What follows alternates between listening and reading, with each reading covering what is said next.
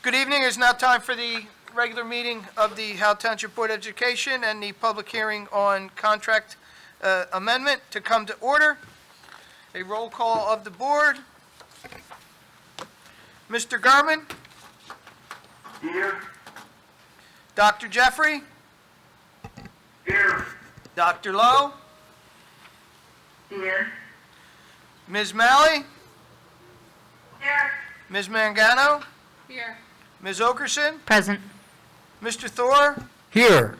Mr. Miller? Here. Mr. Bongiovanni? Present.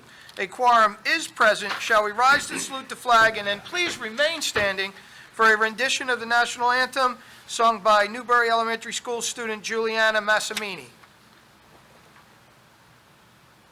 I Pledge allegiance. to the flag of the United States of America, and to the republic One nation, under God, with liberty and justice for all.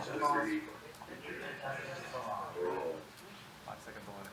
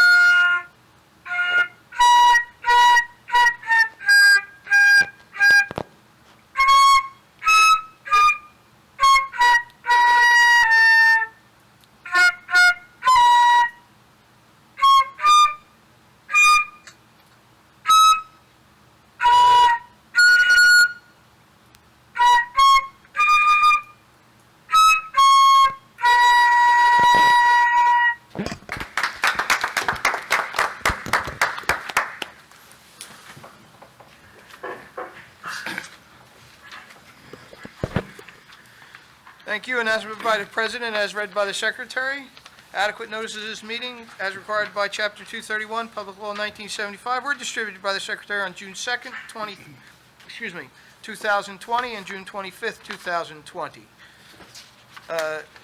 At this time, because we have 5 present, we do not need to suspend the bylaw this evening, Mr. President, so we can continue with the board's business. Very good. The board does have a need to go into executive session, and it would be in order at this moment. Moved. Yes. Second. The board is in executive session this evening. The only topic on for this evening is the superintendent contract. Thank you. The board is in executive session. Okay, thank you. The board is back in session. The minutes. Do we have a motion and a second for the minutes, sir? Move it. Second. Moved by Mrs. Okerson, second by Mr. Thor. May I take that around, sir? Please do. Mrs. Okerson? Yes. Mr. Thor? Yes. Mr. Gurman, on the minutes, sir? This is on the minutes? Yes. Dr. Jeffrey? Yes. Dr. Lowe? Yes. Mrs. Malley? Yes. Mrs. Mangano? Yes. Mr. Miller? Yes. Mr. Bongiovanni? Yes. The minutes are approved, 9 votes in favor, none opposed. The correspondence that the board received will be noted for the record. It is time for the board president's comments. President of the board, Mr. Bongiovanni, your comments, sir. Once again, we find ourselves in a fairly unusual situation with some of the board members present, other board members coming in remotely, and I'm assuming that we have people watching at home. There aren't a lot of comments tonight. Here's the only thing I really want to say is that everybody knows These are unusual times. These times continue. They change daily. It was only this morning that Governor Murphy issued a new law in terms of the masks. So here's really what I'd like to say to the public who is watching. The one thing I think you can be really confident in is that this administration, this superintendent, and this board will continue to do whatever needs to be done to watch out for the safety, both the physical safety and the social and emotional safety of our children and of our staff. And as long as we are doing that and continuing to do what we need to do to provide the best education, plans are being worked on. Plans will probably be worked on daily until the day when we have to announce them. And once we announce them, we know the state will make a change and we'll have to change things again. So with that, just please as a community, be patient. We know these are trying times. I know you're wondering where your children are going to be in September. Understand that these are issues that certainly our superintendent and our administration grapple with daily. And again, safety will always be the key issue that we continue to look at every day. That concludes my comments. Thank you, sir. It is now time for the superintendent's report. The superintendent of school, Mr. Isola, your report, sir. Yes, thank you, Mr. Sanisak. Thank you, President Bongiovanni. Just, a lot going on, as Mr. Bongiovanni pointed out, but let me just begin by saying, and I'll go into the updates, but let me just get some of the business out of the way. There were no HIBs to report during this reporting period, and there were no suspensions in June, so those are mandatory reports for each of our board meetings and monthly meetings. So I wanted to make sure we did that to be compliant tonight. As for the situation where we find ourselves, I believe Ms. Mangano will report on our community interaction meeting that we held last week. We had a really nice turnout and some really good discussion. Ms. Mangano, just as an update, we are categorizing all the questions, so we're still working through the many questions that we promised the frequently asked questions document to be developed. So I just wanted to share with you as chair that that document will be completed and shared out. So that's, the follow-up to the community interaction that I'm sure Ms. Mangano will update us all on a really nice meeting that this community had. We are working through our road back plans. We are certainly in the deliberative stages of that process. We're working on different scenarios. Some of the information is trickling out, and the guidance on the document, the guidance we got from the report is now getting guidance, if that makes any sense. So we're trying to be deliberate. We don't want to hurry up and then get it wrong, but we recognize that we're not going to have one design plan that will fit all. So we're trying to be creative in the way we work around our thinking. Here's what we do know, that the plan that we talk about on our August 5th meeting may or may not be the plan that we're living in at the end of September, right? Because there'll be things that change. We're looking at a phased approach. That's where our thought process is now. So opening up to ensure safety, as Mr. Bongiovanni pointed out, for our students and our staff and our community. And then as we go a little longer, get into a phase 2 of that and kind of ramp up, and hopefully, if things go well, find ourselves, hopefully by the end of the school year, in a normal setting, hopefully much sooner than that. But we can't predict that. So we have to be ready to pivot. We have to be, certainly agile in our thinking and in our planning, so that we can quickly change course. And that's the challenge that many school districts are facing.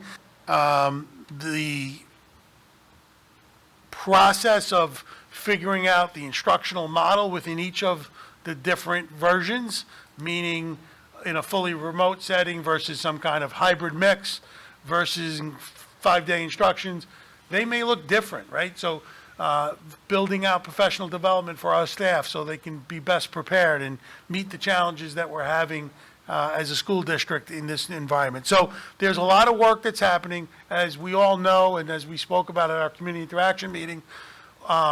once we get a little bit more meat on the bone, we'll bring this out later in the month to our various committees to give opportunity for feedback and direction from each of the committees, both board members and citizens that are on those committees, as well as any folks that has the opportunity to do that. Staff, obviously, will be working closely with us on this. Parent groups are working, going to have the opportunity to see these and give feedback.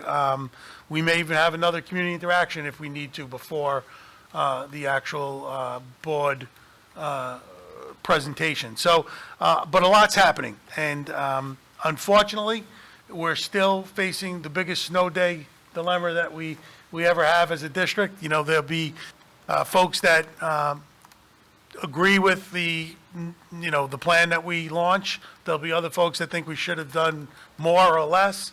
So trying our best to accommodate the children's needs is what is the first, objective of our work, and then try to make sure that our staff is able to be successful in that, and then, of course, meet the needs of what our families are experiencing. So it's a very challenging work. What I do know is we're not alone in this work. And when I tell you I speak every day to countless school leaders from across the state, all grappling with the same issues. So we're in good company, but the last thing I want to do, and there's some folks that are out there saying, hey, we're doing X and that's it. I just don't believe in that. I think we need voice in our work and have the opportunity to vet through that. So a lot more to come through the remainder of this month. And then, like I said, the August 5th meeting, we're hopeful to have the presentation and then the announcement August 6th, the morning of August 6th, which is currently scheduled more than a month prior to students' return, which is the state's charge of school districts. Currently, we're returning the Tuesday after Labor Day. But maybe the calendar needs to be looked at, right? Those are some of the things that are behind the layers that we're peeling away. So, but we'll continue to bring all that to the board through its committee process and certainly get voice from the community and citizens. So of course, staff, I'm excited to meet these challenges. But we'll see. There's a lot of work to be done in a short amount of time, and trust me, the duck's feet are pedaling feverishly underneath the water. So that's happening. Tomorrow morning, I'm meeting with building leadership as well as district supervisors and senior. At that time, I'll get the update on the planning for the 8th grade farewell, which is happening, I believe, June 21st. The schools did an RSVP. It's not a lot of, it's not as many students returning for an event that we would have hoped, but certainly those that want to will have the opportunity to say farewell, meet with their classmates, see some of the staff members, do some yearbook signings in a socially distant, appropriate way. I'm assuming the outside guidance will remain that we can have groups of excess of 200. I think it's up to 500 actually now.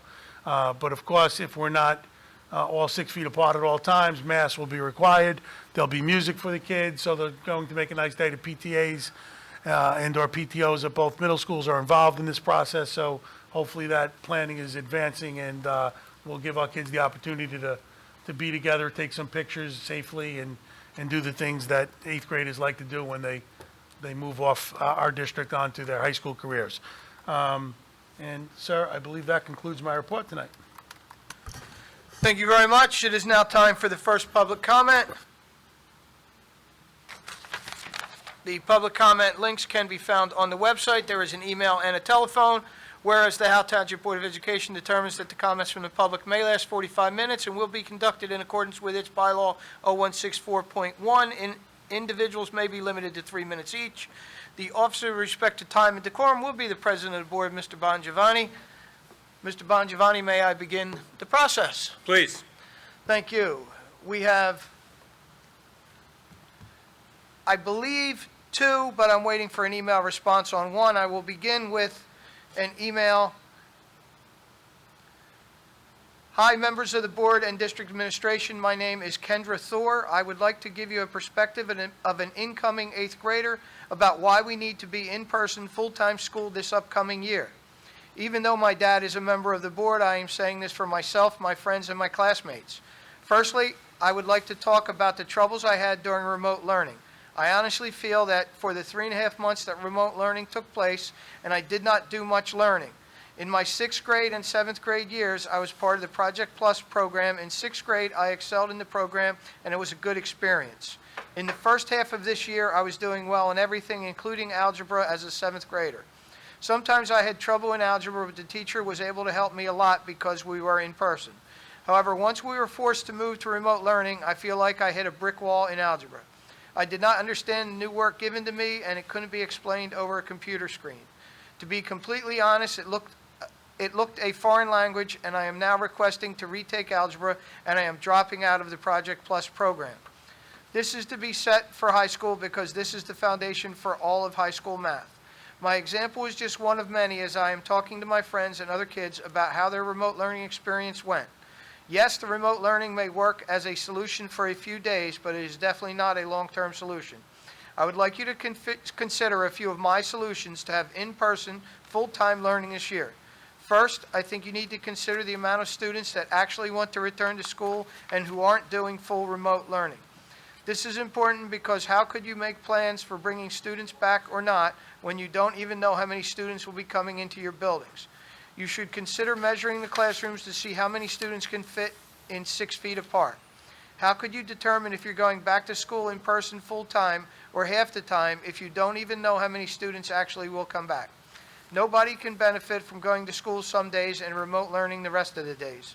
The full in-person learning is by far your best option to take. Also, if there is a large classroom that is being used for special area classes such as art, music, technology, and computers, the principal can consider moving these classes into smaller rooms to have class. On the other hand, the special area classes can be on a cart or something to visit the classrooms with students already in them and 6 feet apart. This would allow more students to be able to fit into the building since there are more classrooms that are large enough to have students 6 feet apart. Next, I know that school is about getting an education and not about friends, but students thrive off of each other. Let's say you split the days that we go to school by last name. Your only friend may have the last name starting with B when you have the last name starting with W. You would have no one to talk to and would be miserable during school. If the district decides to make it so that we go to school half the time and the other half remote learning, there should be a way where you would have at least one person there with you. For example, you can email every student a document, and on that document, they would make a list of 3 students they could be put with, and maybe you can have at least one of your friends in your class. This would result in a better experience at school, a happier learning environment, and students would thrive off of each other if they had someone they liked there with them. All in all, I really feel that full-time in-person learning is the best choice for Howell Township, but if this isn't an option, you should be able to have at least one person you are friendly with in your classes. Thank you for listening and considering what I have said. Have a good evening, Kendra Thor. Ms. Treadle, are there any phone calls in process?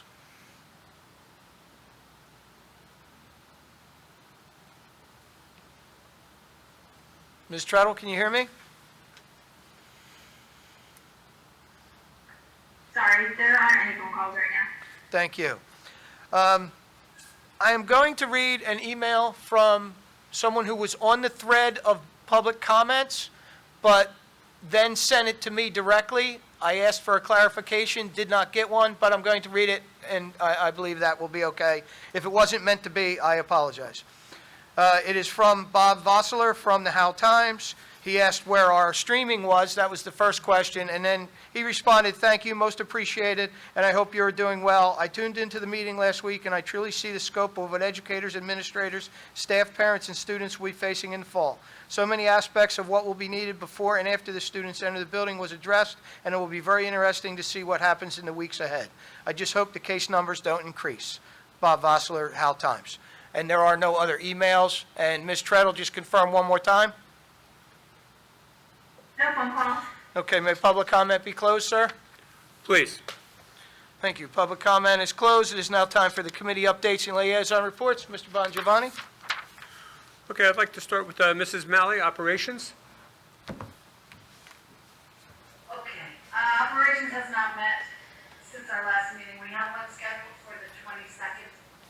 of July, and the email went out with a straw poll just to see about time and whether the community wants to do remote or in person or a hybrid situation. So we'll wait to see what the result of that poll is before we decide those answers. The only other thing that I wanted to report about is the delegate assembly, which you all so graciously punted to me. Not everybody. I spoke to Mark, and I was already feeling in the direction of presenting up an option that was different than what was in the resolution. And I worked with John Burns, the lawyer, the NJSBA lawyer, and he came up with the language, and I presented an amendment to the resolution. Basically, I don't have to read this, but the general sentiment behind the amendment was to say, instead of having the regional pick a candidate, that the homeschool would send 3 potential candidates for them to then pick from. So that way, the sending district has a say in it, and the regional has a say in it. I thought that was a good compromise. Mark felt the same way. Al felt the same way. But it failed miserably. So they did not get the support. There was some support from the other delegates, but not enough to have it pass as amendment. So the resolution as it stood passed. Now the only thing is it's not officially a law until the legislators pass the law. So it hasn't changed anything as of now. It's just the guidance that the NJSBA has to bring to the legislators. And that would be to give the decision to the district, to the regional district for choosing a replacement board member when someone were to step down midterm. And that concludes my report. Mrs. Malley, it was very interesting listening to the DA that day and participating in the manner we did. Certainly, I think that the amendment that you proposed was the third of the amendments to the resolution as it had originally been stated. The interesting thing to note is that the amendment directly before ours was also voted down, and that amendment seemed to give some additional powers back to the regionals in order to make their decision. And the common thread that we seemed to hear that day was, well, we're giving the regionals veto power. So when your resolution, amendment came up, it was really the same discussion, that the people who spoke about it were like, nope, we're still giving veto power. As you said, it would have been a nice peace offering in terms of the two, but it went down. So very nice, and thank you for speaking up at that. I know that you were having some issues that day trying to get on, so we were glad that you were able to present for this township. Mr. Miller, Finance. Finance Committee has not met. Monmouth County School Board Association wants to congratulate Mrs. Malley on receiving her Master School Board Award. For her to receive that, she had to receive 40 cumulative credits. She attended 8 county meetings. She attended at least 2 delegate assemblies. She attended 2 New Jersey School Board workshops. She attended at least 3 statewide or regional program development programs. She had not violated any school ethic acts, and she had to pass an examination. So congratulations, Ms. Malley, on behalf of the School Board Association. Congrats, Ms. Malley.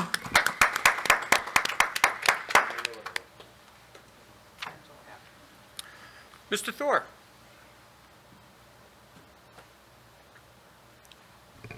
Policy is scheduled to meet on Tuesday, the 28th of July. We have a number of policies that the state is recommending based on everything happening with COVID-19 that we are going to consider at that time. So Tuesday, the 28th. Thank you very much. Anything else? I'm sorry, and I should have asked with any of those. Any questions from any of the board members on any of the reports given so far? My mistake for not asking, I apologize. If not, Dr. Lowe. You're muted. You're muted, Dr. Lowe. Okay, good evening. The Professional Learning Committee met on June 30th. It's a follow-up from our earlier meeting. Our board retreat is July 23rd. And we decided that given the work of the committee, that we would make equity the focus for the time. I believe we're going to start at 8:30, breakfast as we normally do, but from 9 to noon, the day will consist of, and we'll be sending you some more information. But we're going to first start with our board self-evaluation and go through that. And right after that, Mr. DeLuca, who works for, I think he's an educator in residence for New Jersey School Board, is going to come and walk us through a lesson on implicit bias. But we also have some homework for you, a little pre-work. Dr. Jeffrey will be sending out a Harvard, hold on, sorry. We're going to send a little pre-test for you to take home individually. We're going to have some discussion about that there. And also we're going to look through some equity frameworks from national school boards through various committees to frame our work. So it should be an exciting day, but also a day where we want to be able to really make the board understand what this equity work is all about. And as you can see, the equity plan is on our agenda for tonight. So thank you all. And more information to follow. So we'll be sending you out that little self-assessment. It's the Harvard Education Implicit Bias Test. So thank you, Dr. Jeffrey, for that suggestion and that addition to our work. Dr. Lowe, I think we're all looking forward to that. I do want to make one correction. You had said the 23rd. I believe it's going to be Saturday the 25th if my records are correct. Yes. Yep. Thank you very much, Mr. Bongiovanni. No problem. Mr. Gurman?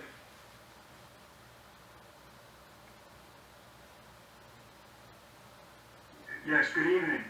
I don't have a report to make, but I do want to make a reference to one of the other committees at work, and that was the Community Interaction Committee. Mr. Zola has spoken about that a few minutes ago. And I want to say that I think that was exceptionally valuable, that meeting, and commend Ms. Miano for putting that together with Mr. Zola. I know Mr. Zola made the point that perhaps we'll have another meeting like that in the near future. I thought that the arrangement there was phenomenal. Number one, there was an opportunity for Mr. Zola and the whole administrative team to talk in depth of what options we have and where we're going. And I thought that the format allowed for public participation to an extensive degree, the kind of input that was really valuable. So I'm hoping that, again, we do that again, because as things change, it's a matter of letting the public understand and see all the work that's being done by all the parties involved, and to appreciate the complexity of it all, and to also give the opportunity for input and for questions. And again, the one thing that I know, Mr. Bongiovanni, you speak about, we always speak about, is that people use all sorts of outlets to try to find out what's going on, and unfortunately, they don't often turn to the place they should turn to, the school district and its channels. So I'm looking forward to having, if you do it that way, as again, I'm really looking forward to additional programs such as we had with that last community interaction meeting. Thank you. Thank you very much, Mr. Gurman. Dr. Jeffrey? You're muted, Scott. You're muted, sir. Sorry, no updates from the committee. I'm going to be meeting with Mr. Sanasak to discuss some issues and potential language, public language summit. Non-negotiation, just basically cleaning up some arcane language in the contracts to make it clearer. And that should be happening sometime next week. Great. Any questions from anybody? Mr. Miller? The retreat, is that in-person, hybrid? What is the plans for the retreat? I believe that we had talked about, Dr. Lowe, would you like to take that? Yes, because, yes, we did discuss that this would be an in-person retreat with the appropriate systems in place. The nice thing is, we do have enough room that we can certainly all be together to stay more Right, than and 6 feet that away. was- Excuse me, that was basically the decision when we met, because, you know, the conference room, our location is a perfect setting. Downstairs. And a beautiful setting, but certainly the perfect location where we can properly social distance, but also, be able to, participate together in the equity work. Thank you very much. Mrs. Okerson, education? Education is scheduled to meet on July 20th. July 20th. Thank you. Ms. Mangano, I left you for last intentionally because of community interaction. It was a wonderful meeting. It was certainly well-attended. We have over 224 people, I think, signed up. So why don't you take a few minutes and talk us through that? So we had our first community interactions meeting. It's okay. We held our first community interactions meeting on July 2nd via Zoom. We did have a great attendance, over 325 people registered to attend. I know that we had over 215 at some point listening in. Mr. Isola went over, you know, the start of this whole process of remote learning, our ups and downs of that, you know, and what our road is to going to back to school in September. We had our citizens members, we had senior administration available, parents, staff, anybody listening in was able to access the chat and ask questions that way. Mr. Isola we spent over 2.5 hours at that meeting, I believe, answering questions as much as we know what we can do at this point. Right now, we're still working towards those goals and seeing what our governor will lead us to and what we'll be allowed to be doing come September. Our main goal, of course, is the safety of our students, socially, emotionally, and educationally. We have to meet all those goals. We've heard from the public, which is great, is what whole point of this community interaction committee is. So it's nice to see that the community is really involved in this. This is a big topic. We want to hear from our community. Well, everybody's affected. Our parents are worried about how they're going to go back to work, how are they going to find daycare, childcare. The kids want to go back to school. They're missing their friends, you know. We do have struggles with remote learning, you know, and those things are pretty obviously through the letter even that Kendra Thor wrote tonight from one of our students. So we're seeing all aspects of it. So we're going to try to, we have to have a board meeting to discuss our plan in August, so that's where our plan is. And, you know, it's ever changing, so things change every day. So it's something that we're all working on to make sure is done the correct way. Our superintendent is open to hearing all questions and ideas. We're lucky in that way. So, you know, I encourage all the public to continue to ask questions, and if they have any questions to email, you know, the superintendent, call. We have all these options open now, so we have to figure out, going forward, what's the best solution. So I think, you know, going forward, our community interactions, if we're getting a good response this way, it's something we will look forward to doing in the future. And I'm sure between now and September, there's going to be lots and lots of questions. So we're going to set our date for our next meeting, and then we'll let everybody know. I think it was great overall. Yeah, I thought it was very good. Thank you very much. And I would just like to ask, if possible, if we could continue, at least for the foreseeable future, to hold it in this format. It's something that we have discussed over the years of potentially doing. Obviously, it was necessitated based on the world we're living in right now. I think it was proven. Obviously, the amount of interaction is going to be dependent on the topic. Mr. Isola and I have discussed that, you know, just talking one-on-one, that obviously certain topics are going to draw more attention and interest from the public, and that's natural. But considering what everybody's going through right now and everybody's schedules, I think the format that we held this was ideal, and I, as a board member, would second Ms. Mangano's suggestion that we consider doing this again for the next meeting, and potentially even further than that into the future. For community interaction, does anybody else have any comments about it? I was just asked by a couple of people if the link could be shared after Yeah, I think the link Mr. is- Isola yeah. said that he was going to share that link with all the questions and answers after he No, gets it up. they were asking for the the video of It's already Other up. video? of the meeting. Is it up? It went up this afternoon Okay. before this All meeting. right, sorry. I don't know. And there's also going to be the link with all the questions and answers, correct? Mr. Isola? Yes. Okay. Yes. That was yes. I think for community interaction, certainly, that's certainly one committee that we could continue to look at the benefit of, and there certainly was a benefit based on the number of comments that came in that night. So I think that is one that, as a board, we can make a decision on and look at and see how it goes. I think for that particular committee, that seems to work well. So that's certainly a discussion I think we'll continue to have. You were saying about the different plans. It's interesting because Mr. Isola and I communicate a lot, and it's amazing how often the communication starts out with, here's what keeps me up at night. So plans are still being worked on. I think it's important to hear the student voices. So I'm glad that Ms. Thor wrote in, and I would welcome other students to let us know.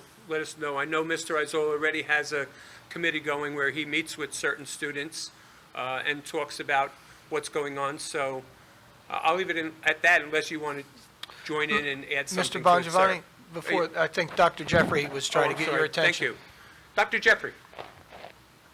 Yeah, I'd like to make a comment as an educator myself, and it's consistent with the comments that have been made. It's everybody's concerned about the parents and the kids, but there has not been, to my satisfaction, any expression of concern about the teachers that are going to go back to these students who are going to not be following protocol. There's no way that these small children are going to be keeping 6 feet distance and keeping masks on.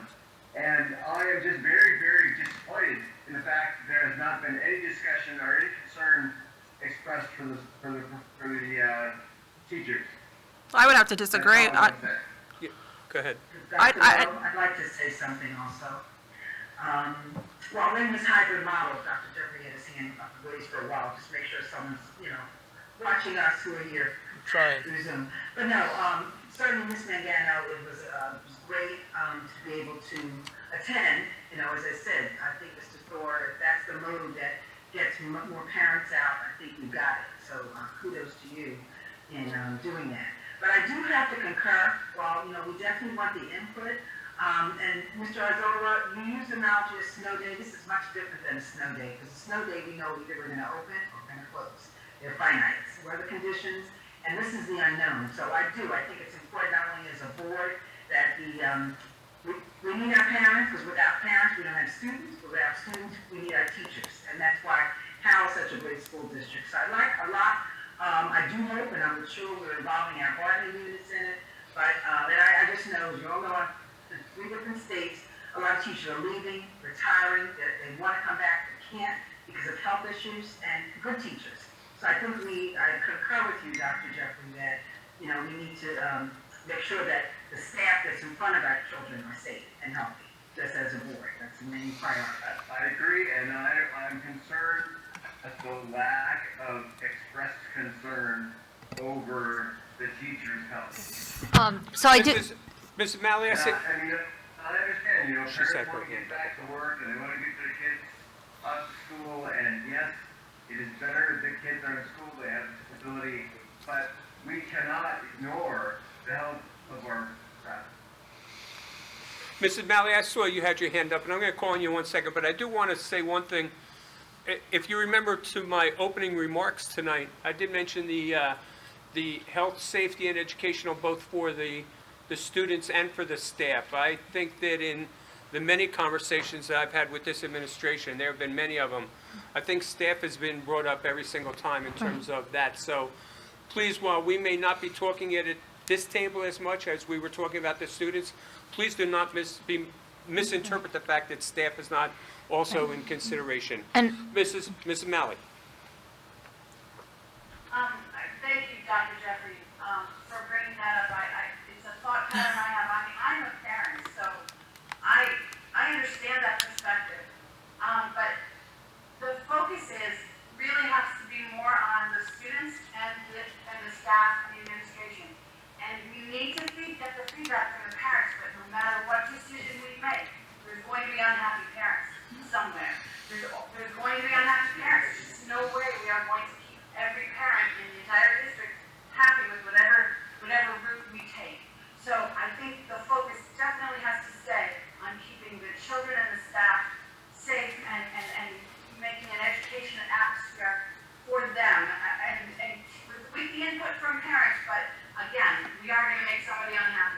Yeah, There's no way to please everyone. and just so you know, Dr. Jeffrey, I know that the staff was sent like a very extensive survey asking their opinion and their input on the reopening and on all the 3 different models. And trust me, I read it, it goes on forever. So they were definitely asking for the staff input. And I have to Mr. disagree with Well, what, I'm going to call Mr. Gurman. He has had his hand up a while. Oh, that's okay. I'm I'll sorry, I wait. didn't see you behind me. I'll wait. Mr. Gurman? Mr. Gurman? What happened here? Yeah, it went out.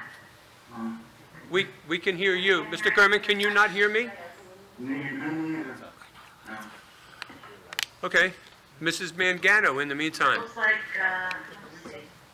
Where? I'll wait for them to come back. Melissa, you're on this. Mr. Bongiovanni, Mr. Bongiovanni, just, I'm hiding in the back. Okay, what, if I can, just do, just, what I'm going to do is I'm can you going mute to all? ask for just Melissa, a, please? Could we have an adjournment for 5 minutes while we straighten this out, sir? please, let's take a 5-minute recess while we get the, You guys the are computers. back. You guys are back on. everybody can hear us? Yes. Yes. Okay, Mr. Gurman, you had your hand up, and then Mrs. Mangano, I apologize, I didn't recess. see you behind me. That's Mr. Gurman, go ahead.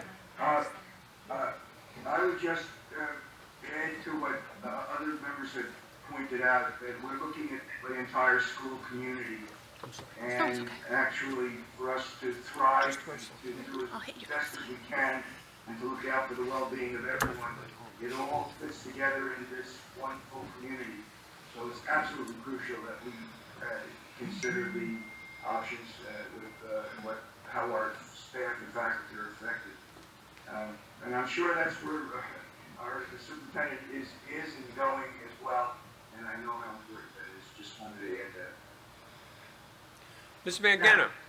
So I'm going to One disagree. last thing. I'm sorry. Well, Dr. Lowe, 1 minute, she That's fine. had her hand up. Dr. Lowe, hold Oh, on. I'm sorry.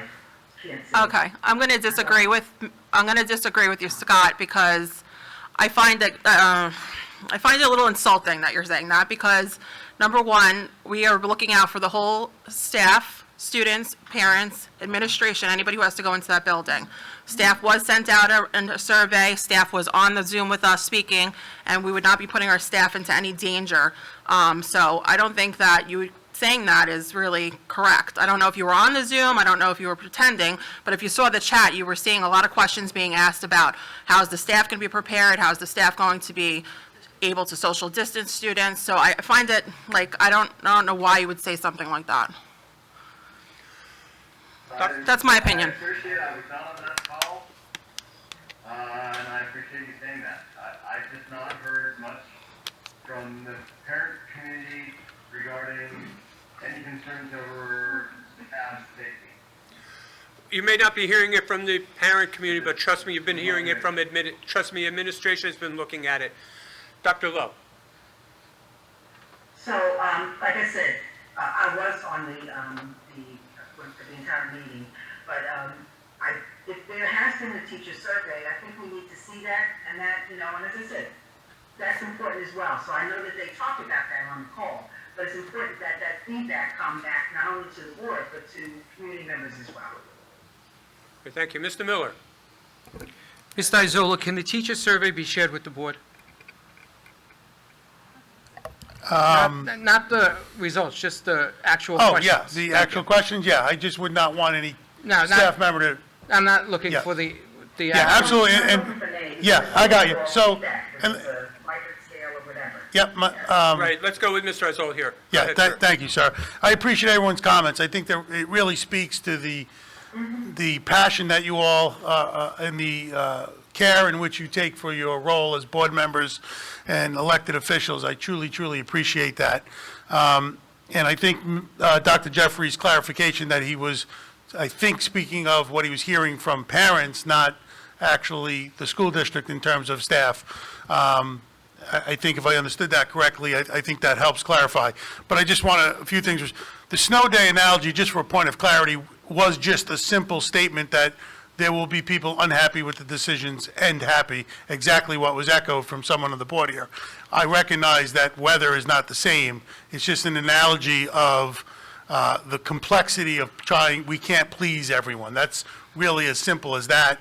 Secondly, I don't think that this board and previous boards in my 6 years as superintendents would ever accuse me of not being thoughtful about the role staff plays in this work.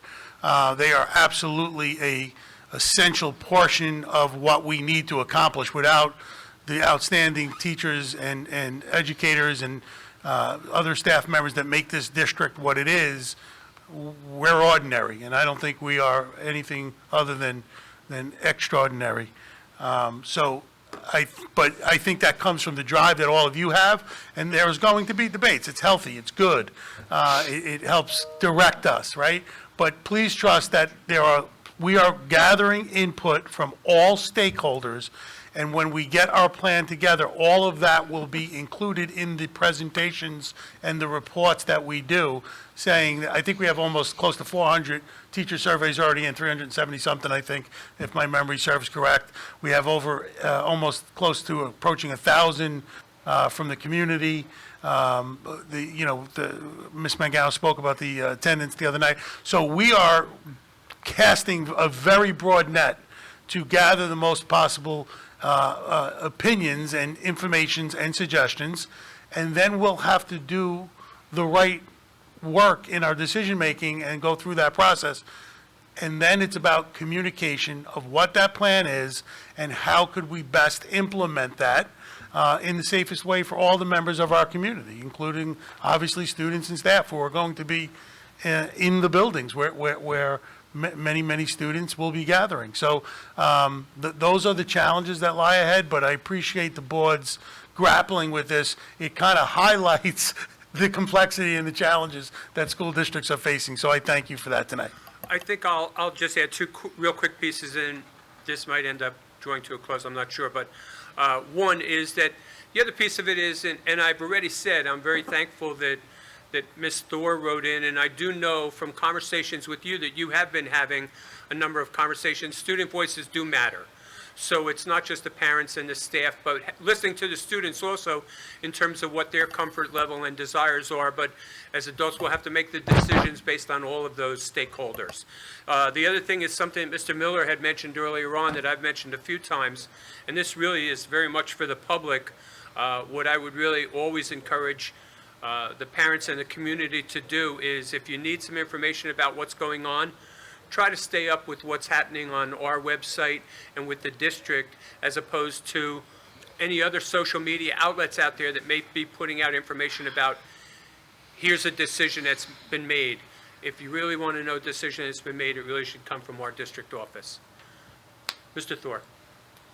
I just have a question regarding some data. Obviously, I don't want individual information from the surveys, especially if it's self-identifying. That's not what we're looking for.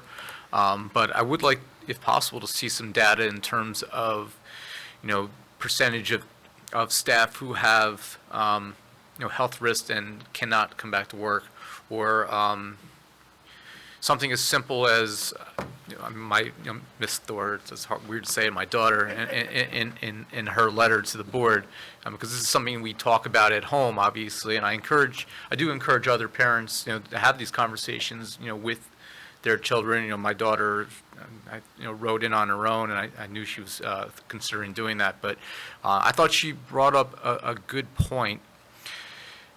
Data, are we going to be collecting any data from parents who may wish to opt out of sending their children to school this fall because they don't feel comfortable and they wish to remote learn this? Because I think that would allow to do the study on the distancing possibilities in the classrooms a little bit more once that clarity becomes available. Yeah. May I, sir? Yeah. Please. So thank you, Mr. Thor. Yeah, so yes to a lot of that, but let me give a few little details behind it. So we have had every intention on creating kind of a quasi-virtual academy, right? That people who are not comfortable coming into either a social distanced environment or a less social distance environment with masks and protections could feel safely, and we can create, hopefully a high-quality virtual experience for them, much more robust than what we saw in the spring, as we discussed. The guidance, the clarification on the guidance that we received today, and we're pushing back on this, and this is not, I'm waiting for further guidance, is that is not what the road back document or Trenton is allowing us to do, which was shocking to, I don't know, almost 60 superintendents across Monmouth County, and then probably another 480 across the state, because I think a lot of people had that thought process.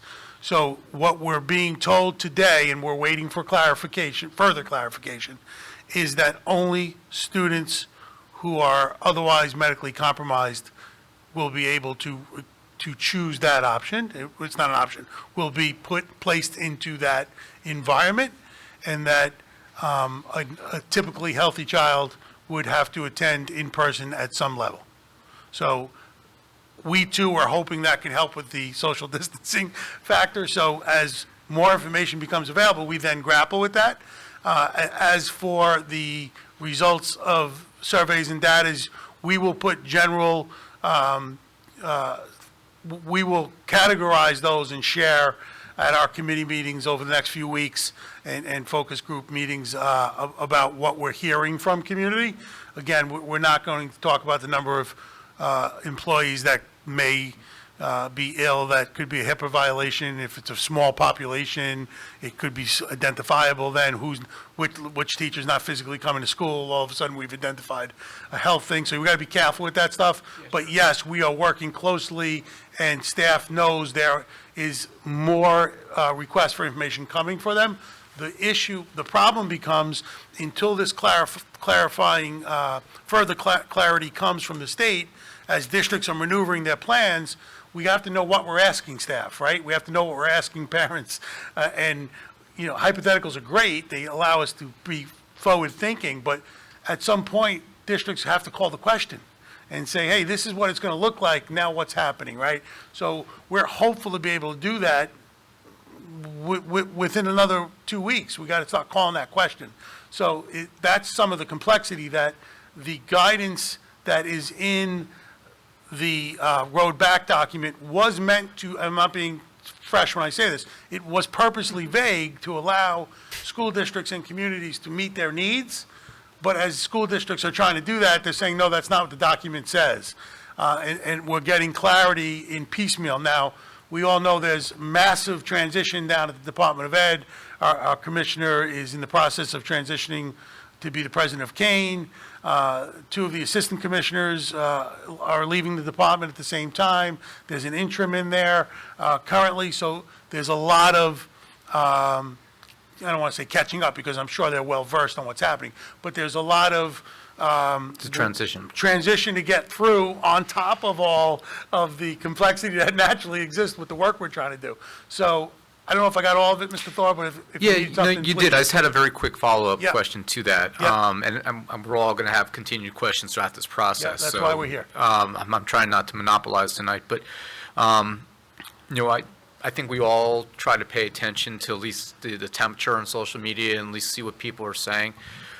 Obviously, you heard from my daughter tonight, and she's adamant about wanting to be in person just because of the struggles that she had academically with algebra and how now she has Yes. to repeat. But what do we do in the situation of a family that is adamant the other way, where they just refuse to have their child back until it's completely safe, until there's a vaccine, et cetera? What do we do in that situation? In other words, they're going to remain home.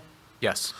So, Would that be considered a homeschooled child, or what is our? well, that's that the something- clarity we're looking for. We obviously want to continue to educate those children. We don't want to force parents into homeschooling, right? There's a difference between home instruction and homeschooling. We want to make sure that we're providing the education for those kids to the best of our ability, and they're engaging with staff. Now, but a parent always has the right to homeschool, right? They always could withdraw from their local school district and homeschool. I hope we don't see a lot of that. I don't, again, if there's a personal or religious reason, that's up to the family, obviously. But if it's trying to navigate, school districts are going to have to be agile. They're going to have to be nimble when they're dealing with this, because we want our kids in the setting, whatever that is, so that we can have them with our educators as much as possible. But we have received numerous emails, certainly handfuls of, or a handful of each, that say, look, like you, until I know there's a vaccine, until it's safe, I'm not comfortable. Please take care of the kids. Make sure you make the right decisions. And then the next email in my inbox is, let's go. It's time to go back to school. Florida's doing it, and let's not be controlled by government. These kids deserve to be in school. So we're dealing with very divergent opinions about what's right for our kids. And to one of our board members in the Zoom, we know that we're going to have that. At the end of the day, we have to get as informed as possible on what is required of us and what we're legally obligated to do. We have to take opinion or feedback from our community. We have to work with our staff and our board and make the best decision we possibly. There is no perfect decision, but we have to make the best one that meets the needs of our students first and foremost, and then, of course, with care for our staff, as Dr. Jeffrey and so many pointed out tonight. So that's the challenge. It's going to be a fun couple of weeks. And I just have one final question. Actually, Mrs. Malley's had her hand up for some time, so I'll we're wait. going Then to we'll let come Mrs. back. Malley and then Mr. Gurman, and then we'll come back to you. That's fine. Mrs. Malley? Thank you. I just wanted to, confirm what you said, Ms. Raisola. Sure. So there's no option for choosing remote learning So and no in-person? So remote learning, Ms. Malley, we were under the majority, every superintendent I spoke to in school district was under the impression that that would be an option to the family, to the child. What we were told today differs from that, and I'm not trying to start a riot. We're waiting for further clarity. But we left our county meeting today as that thought process should be placed on hold until it can be further clarified from Trenton. But the preliminary answer to that question was, no, it will not be a free opt-in. Not free monetarily, open choice opt-in. So that creates new challenges, right? That's definitely, because there's two levels of people that don't want to come back. The ones that are nervous about or have a person in their family that's vulnerable, or they're concerned. There's also the people who are completely unwilling to have their child wear a mask all day at school. So I think that's what they were counting on, that option. So I think that's going to open another level of Complexity, yeah. for all of us. Yeah, sure. Absolutely. I couldn't agree more with you. Certainly, that option would have been good for those families who wanted that for their children, right? And if the kids were so, and if we were able to do that, that could have been a win. And what that then, the byproduct of that creates fewer children who, right. So it was a win-win. So we're all a little confused by that. I hope the clarification that comes in the next, hopefully 24 to 48 hours, reverts back to our original interpretation. Mr. Gurman, I saw your hand. I saw your hand was up, Mr. Gurman. Yes, I have some questions to Mr. Raisola, more for thanking him, as he always gives us as much information as we like into the community, and that is great. And we're talking about data and information that would be helpful to us. So, again, one of the things was so impressive was Ms. Store's letter, which in very specific terms expressed her reflections and her experiences, but are quite common, I'm sure, to many people. Even in an anecdotal way, we've heard about some of the challenges with virtual or distance learning. We've talked about the fact that some students have thrived in it, others are having great challenges for various reasons. Again, Mr. Zoll, you pointed out that in your contacts and communications with students, with staff, with faculty, you're getting as much input as possible. I would like to get, and I know you always do give us this, it's just expressing the thought that it would be helpful to get more of this, more information about perceptions, say, on the part of students about, given the challenges of the distance learning, or even if it was a hybrid system, what might be the best ways by which they can get as much support and help as they can, and how our staff, who are outstanding, our teachers and staff, can give that. So what I'm saying is, I know you're working on that, I know you're reporting on that, I know you're following up on that. I would just love to hear and see more data, but also but some of the impressions for the students to give us some sense of pedagogical approaches that would be more helpful to them. Yeah, I think one of the clear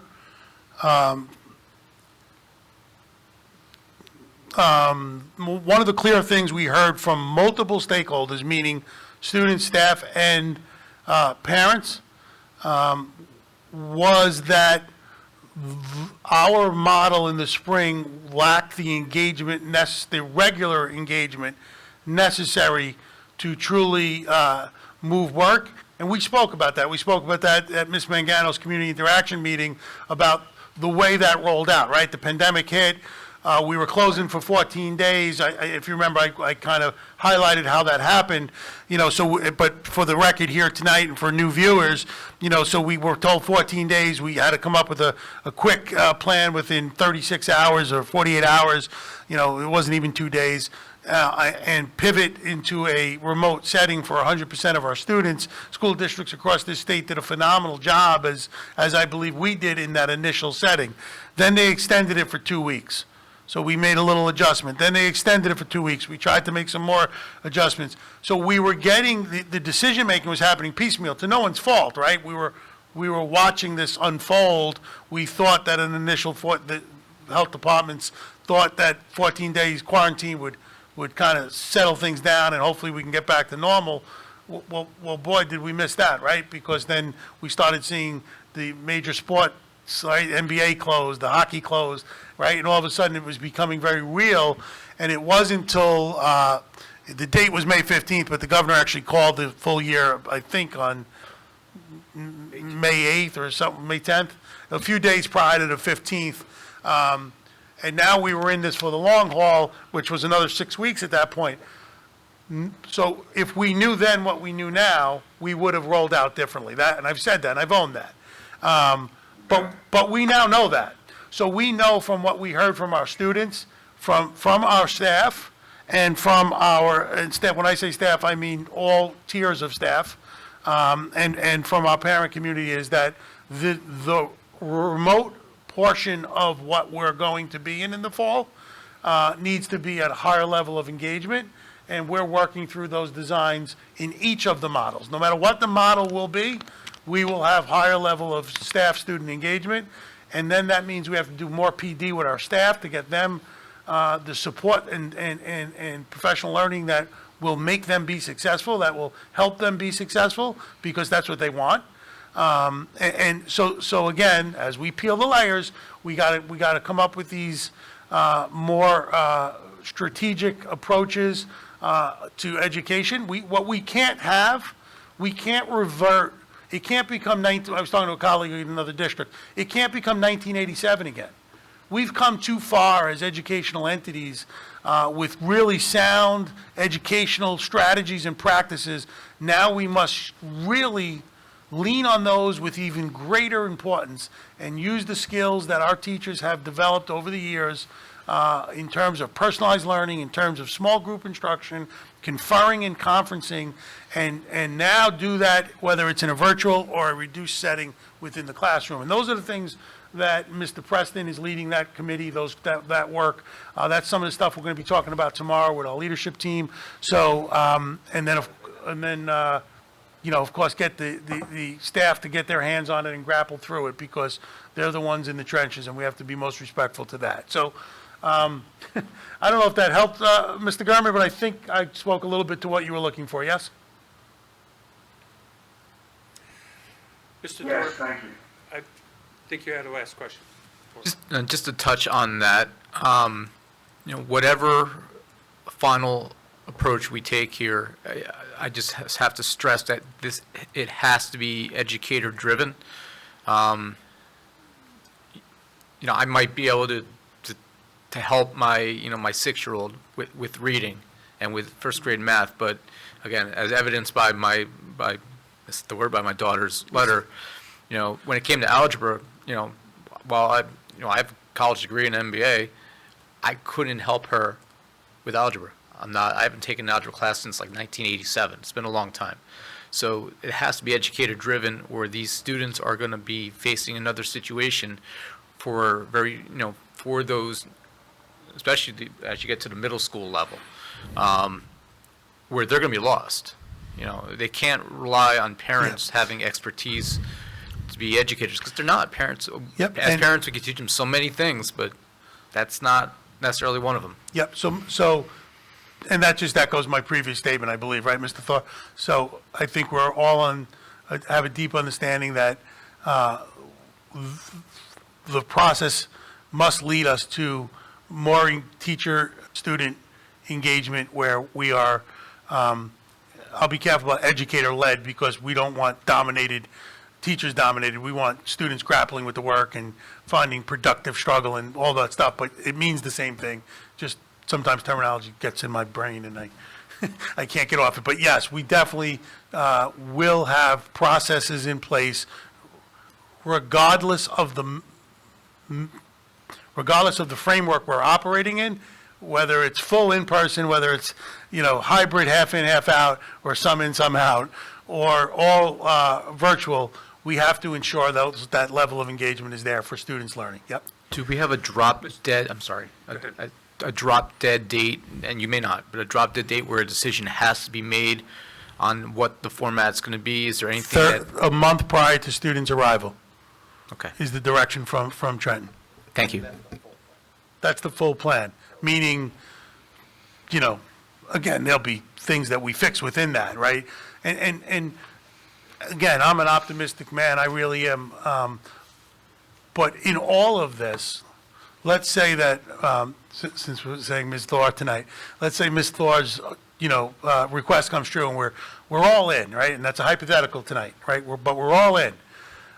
We need to be prepared within, probably within a day's notice to be able to pivot to fully remote, right? Because there could be spikes, there could be cases, Howell could get an outbreak, right? We don't know. Here's what we know.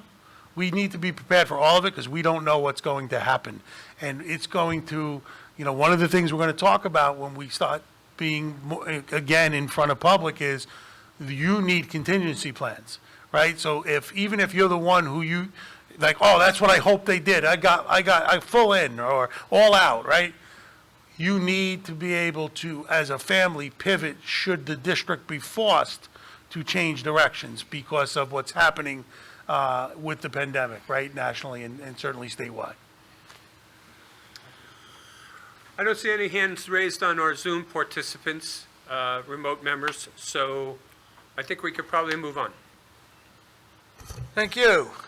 That concludes committee updates and liaison reports. There are no scheduled discussion items on this evening. Seeing none, it is time for the consent agenda and an addenda item from executive session. With your permission, sir? Please.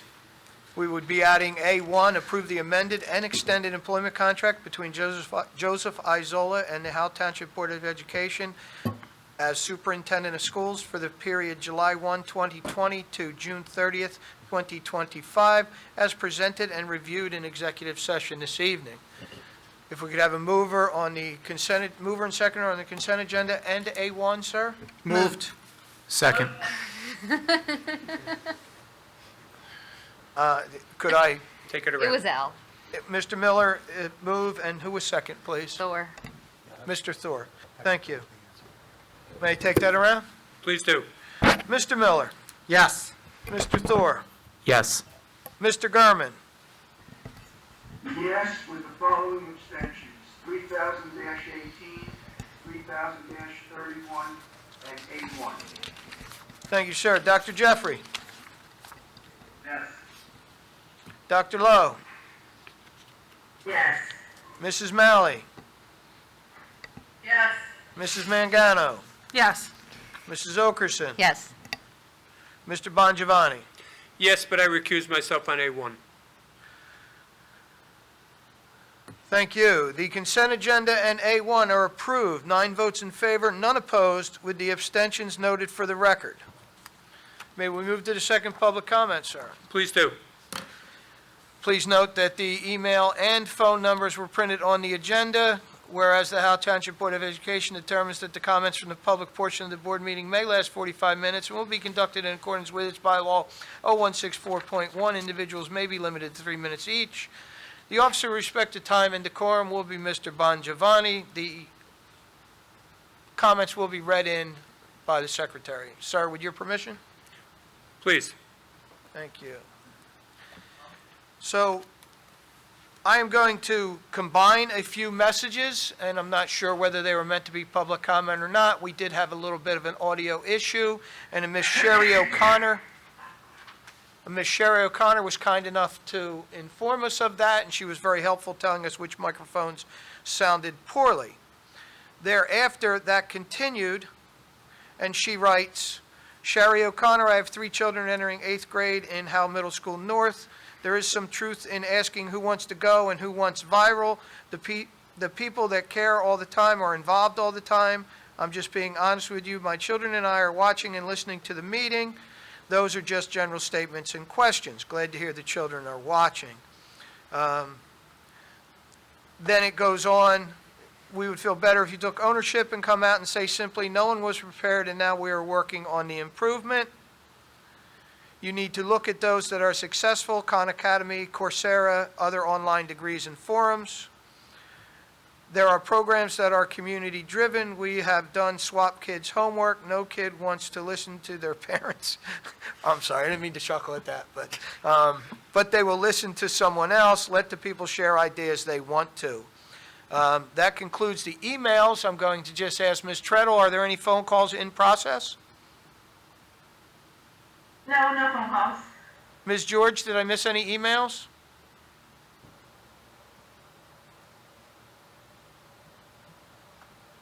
We do not miss any emails. Thank you, and thank you for your patience. We did have a slight audio issue, which Ms. Engel responded to, and that concludes public comment. With your permission, sir, it'll be closed. Please. That concludes the business this evening. No, could I, 1 second, sir? Please. Oh. We're I'm sorry. not adjourned yet. Thank you. Mr. Rezzola. I just want to take a moment to thank the board for their willingness to continue to partner with me as your superintendent. I often say I'm the proudest superintendent. I'm also the most fortunate to work with such a fine board within a fine community, and I'm just honored and privileged to be able to serve this community, and I wanted to express my gratitude for tonight's partnership. Thank you. Thank you, Mr. Rezzola. We have confidence. Thank you. Thank you. Now, Mrs. Malley, anything to say? Move it. Second. I said move it. We're adjourned.